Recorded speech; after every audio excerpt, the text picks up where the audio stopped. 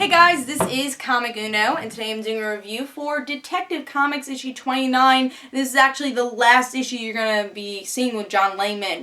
Next is the new creative team, which I'm totally excited for because it's one of my favorite creative teams with Brian Buccellato and Francis Manapul, my favorite artist. So very excited for the next creative team, but we'll be sad to see that John Layman is leaving the series. For what I did read, Gotopia is, pretty solid. But before I start talking about Gotopia, I just want to give you guys a little update. Of course, I have Comic Uno episode 38 on Comic Frontline, and here are those comics that are exclusive for that. We got Jupiter Legacy issue 4, Uncanny X-Men issue 18, Green Lantern issue 29, Trillium issue 7, the second to last issue for the end of that series. Then we got The Vampire Diaries issue 3, Nova issue 14, and Green Arrow issue 29. So if you want to go check out all those reviews, go to Comic Uno episode 38. But let's talk about Detective Comics issue 29. Really like the cover, I gotta say. Really enjoyed the art for this whole Gotopia run. It felt very, modern Batman, even though it was kind of generic Batman, but I love that type of art. So, you see it in Nightwing, you see it in Batgirl, it fits Batman. So, really happy to see that type of art. And, cool cover. And I love the glossy covers. I'm willing to pay an extra $1 for these glossy covers. I know some people disagree, but I do like these glossy covers. So if I have to pay $3.99, at least I'm getting something out of it. Alright, so let's see what's going on with the story.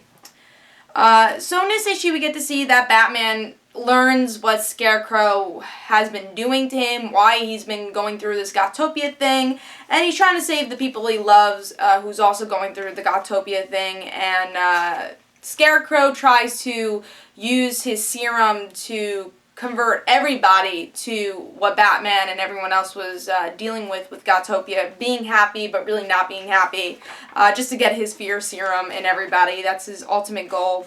And Batman does defeat him. He's able to trick Scarecrow, and Scarecrow ends in jail, and it ends in a way that Batman just doing what he does. And one really interesting moment towards the end is that Catwoman mentions about being his partner from Gotopia, and he's like, I really like that. Why can't we do that? And Batman kind of shrugs it off, and he goes off and doesn't really answer her in a way. So I really like that moment, because why can't Catwoman be the new Robin in a way? Because I think that was definitely the one thing that pulled me into Gotopia the most, was like, whoa, Catwoman's Robin? That's pretty interesting. And there was all that differences and parallels to what we know about Gotham, and if Gotham was a happy place.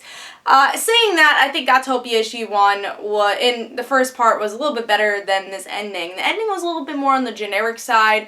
It's a Scarecrow story. Not saying it was bad, because I did like it. I liked, it's just a Scarecrow story. You get Batman, he gets in the serum, he sees what he doesn't want to see, and then he defeats Scarecrow. Scarecrow ends up crazy in jail, he breaks out. That's pretty much a Scarecrow story.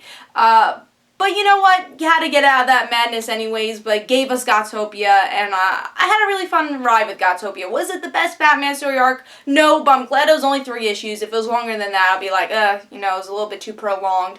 I don't think it should have had the tie-ins it did. I think that prolonged the story a little bit too much. But it was a 3-part story, and I thought it was a really fun 3-part story, and I think it was a really cool ending for John Layman's run for Detective Comics. So, I thought this was a very solid issue, one of the better issues that came out this week.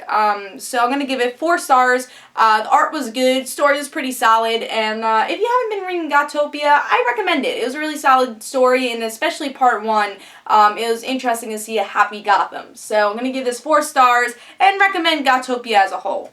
Hope you guys enjoyed. This is Comic Uno, guys. Don't forget to follow me on Twitter for Comic Uno and the Rant Situations, and don't forget to like my Facebook page, and I'll see you guys later. Bye.